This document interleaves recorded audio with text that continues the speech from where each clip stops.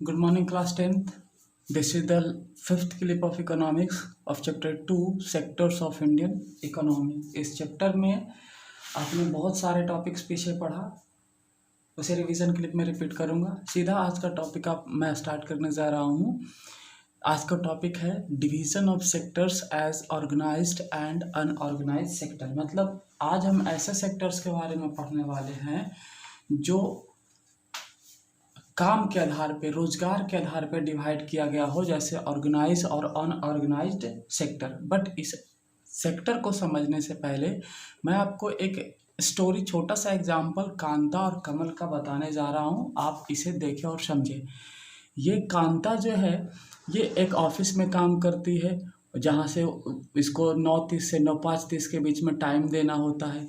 इसको क्या होता है, इसको सैलरी भी मिलती है हर मंथ में। सैलरी के अलावा इसको पीएफ भी मिलता है, साथ ही साथ इसको छुट्टी भी मिलती है, मेडिकल और अदर अलाउंसेस भी मिलती है। संडे को ये ऑफिस नहीं जाती है, हॉलीडे में जब छुट्टी होता है तो उसका भी पैसा इसे मिल जाता है। इसी तरह से एक दूसरा है कमल। ये क्या करता है, नेबर्स।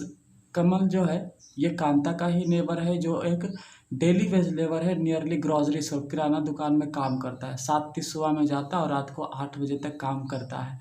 इसको किसी तरह का दूसरा फ़ायदा नहीं मिलता मजदूरी के अलावा। यदि ये छुट्टी लेता है तो उसके बदले इसे कोई पेड नहीं मिलता है, ना ही इसे हॉलीडेज मिलता है। एंड अगर इसको मान लो कि काम ना हो तो इसे बिना लेटर दिए ही इसे नौकरी से बाहर निकाल दी जाती है।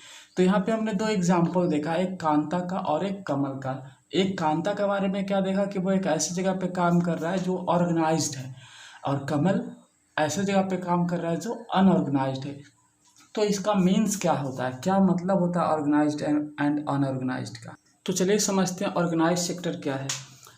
देखिए यहाँ पे ऑर्गेनाइज्ड सेक्टर क्या है। और organised sectors covers those enterprises और places of work where the terms of employment are regular and therefore people have assured work. मतलब ऑर्गेनाइज सेक्टर ऐसे सेक्टर्स को कहा जाता है जहाँ पे काम करने का कंडीशन जो है वो रेगुलर है, रोजगार भी रेगुलर है, इसीलिए जो यहाँ काम करते हैं लोग वो सुरक्षित रहते हैं। इसके अलावा ऑर्गेनाइज सेक्टर जो होता है गवर्नमेंट जैसे रजिस्टर्ड होता है, उसे रूल्स और रेगुलेशंस फॉलो करने पड़ते हैं, एंड कुछ एक्ट को भी फॉलो करना पड़ता है। जैसे वो एक्ट है, देखिए यहाँ पे आप देख सकते हैं, factories act, minimum wages act, payment gratuity act, shops and establishment act. इसके वजह से ऑर्गेनाइज सेक्टर के अंदर जो होता है बहुत सारे प्रोसीजर्स को फॉलो करना पड़ता है। और कुछ ऐसे भी लोग होते हैं जो एम्प्लॉयड नहीं होते, बट वो जो काम चालू करते हैं उनको गवर्नमेंट से खुद को रजिस्टर्ड करके रूल्स और रेगुलेशंस को फॉलो करके काम करना पड़ता है।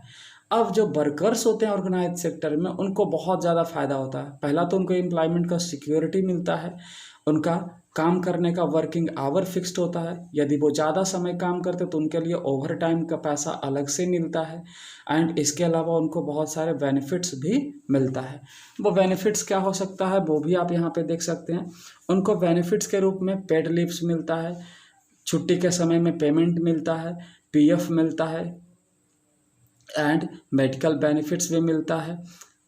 यानी साथ ही साथ drinking water facility, safe working environment, retire होने के बाद भी उनको पेंशन, ये सारी चीज़ें उनको मिलती है ऑर्गेनाइज सेक्टर में। जबकि इसके जस्ट अपोजिट जो अनऑर्गेनाइज सेक्टर है उसे देखते हैं। अनऑर्गेनाइज सेक्टर क्या है, पहले ये देखें। अनऑर्गेनाइज सेक्टर ऐसे सेक्टर्स को कहा जाता है जो छोटे छोटे होते हैं और फैले होते हैं, जो गवर्नमेंट के कंट्रोल से बाहर होते हैं। यहाँ ना तो कोई रूल्स होता है और ना ही कोई रेगुलेशंस होता है, और ना ही यहाँ पे जो जॉब होता है वो सिक्योर होता है। यहाँ पे वर्करों को ना तो पेड लीव्स मिलता है, ना काम रेगुलर होता है, ना ओवर टाइम का प्रोविज़न है। एंड मतलब जो भी फ़ायदा बेनिफिट ऑर्गेनाइज्ड में था वो सारी चीज़ें इसमें नहीं होती है। और यदि काम ना हो तो बिना किसी नोटिस के भी वर्करों को बाहर निकाल दी जाती है।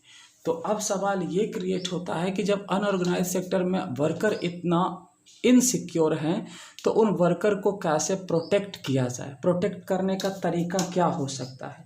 हालांकि ये जो प्राइवेट सेक्टर्स होते हैं, ये प्राइवेट सेक्टर क्या करते हैं कि ऑर्गेनाइज सेक्टर भी अब क्या करते हैं, ये अनऑर्गेनाइज्ड वे में काम करते हैं। ऐसा इसलिए करते हैं कि वो क्या हो सके, गवर्नमेंट को टैक्स देने से बच सके। तो अब ये सवाल है कि इन जो वर्कर्स है इनको कैसे प्रोटेक्ट किया जाए। तो वर्कर्स को हम पहले दो पार्ट में तोड़ के देखते हैं, ग्रामीण क्षेत्र वाले वर्कर्स और अर्बन क्षेत्र वाले वर्कर्स। और उन क्षेत्रों में काम करने वाले हम देखते हैं लोगों के बारे में। तो देखिए, ग्रामीण क्षेत्र में आप जब जाइएगा तो ग्रामीण क्षेत्र में आपको सबसे ज़्यादा मिलेगा landless agriculture labour, small and marginal farmers, sharecroppers, artisan such as weavers, blacksmith, carpenters और गोल्ड स्मिथ। और 80% जो होते हैं वो हाउस होल्ड्स इंडिया के अंदर इसी क्षेत्र में आते हैं। तो ऐसे लोगों को सपोर्ट करने का सबसे बड़ा साधन है कि गवर्नमेंट इसे क्या करे, गवर्नमेंट इन लोग को सीड्स डिलीवर करे, एग्रीकल्चर इनपुट दे, उनको क्रेडिट लोन दे, साथ ही साथ स्टोरेज फैसिलिटी और मार्केटिंग आउटलेट्स दे। जबकि आप अर्बन क्षेत्र में जाओगे तो अर्बन क्षेत्र के देखिए वर्कर कौन कौन वर्कर होते हैं। अर्बन क्षेत्र में वर्कर ये लोग होते हैं, स्मॉल स्केल इंडस्ट्री वाले, कैजुअल वर्कर, कंस्ट्रक्शन साइट पे काम करने वाले, ट्रेड और ट्रांसपोर्ट में काम करने वाले, या वेंडर, हेड लोड वर्कर्स, या गारमेंट मेकर, या रैग पिकर्स।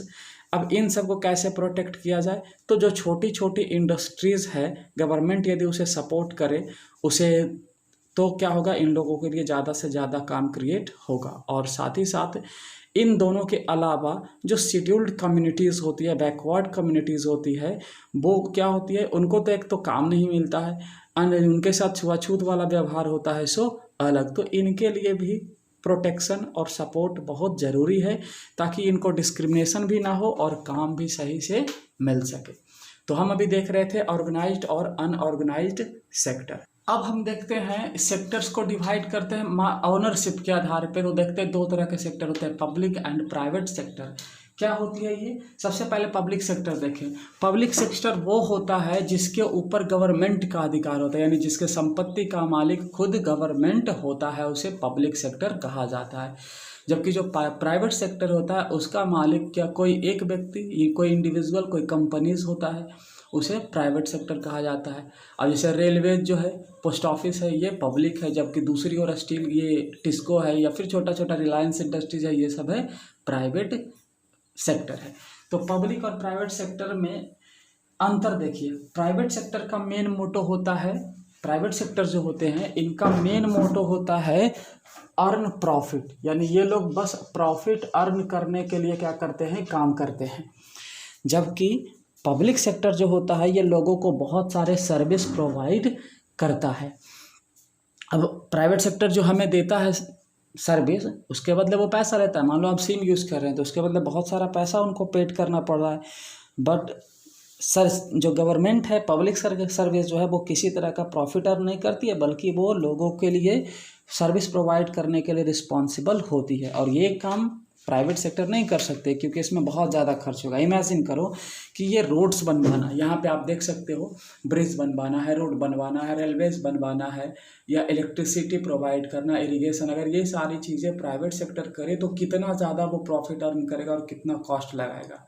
इसलिए इन कामों को करने के लिए होती है पब्लिक सेक्टर। इसके अलावा पब्लिक सेक्टर कुछ एक्टिविटीज़ प्रोवाइड करती है। आप ध्यान से सुनिएगा कौन कौन सी एक्टिविटीज़ प्रोवाइड करती है। सबसे पहला क्या करती है, ये प्रोडक्शंस और छोटे छोटे इंडस्ट्रीज को इनकरेज करती है। कैसे इनकरेज करती है, मान लो कोई इंडस्ट्रीज किसी चीज़ का प्रोडक्शन करती है तो उसे कम दामों में बिजली सप्लाई करती है, यानी बिजली का प्रोडक्शन करती है गवर्नमेंट, ताकि प्रोडक्शन सस्ते में हो सके। दूसरा ये क्या करती है, किसानों से फसल खरीदती है, जैसा आपने 9th में देखा फेयर प्राइस में। फिर तीसरा ये क्या करती है, ये रिस्पॉन्सिबल होती है हेल्थ और एजुकेशन फैसिलिटीज़ के लिए भी, स्कूल चलाने के लिए भी। एंड साथ ही साथ ये क्या करती है, safe drinking water, housing facility and nutrition के लिए भी रिस्पॉन्सिबल होती है। तो ये हम देखें गवर्नमेंट का पब्लिक और प्राइवेट सेक्टर्स।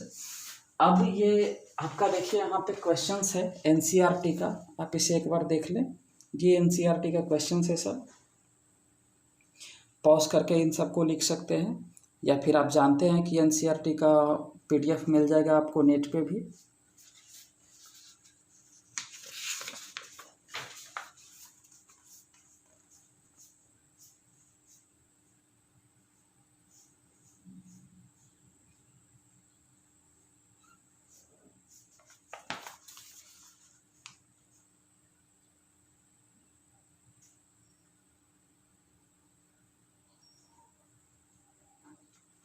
That's all.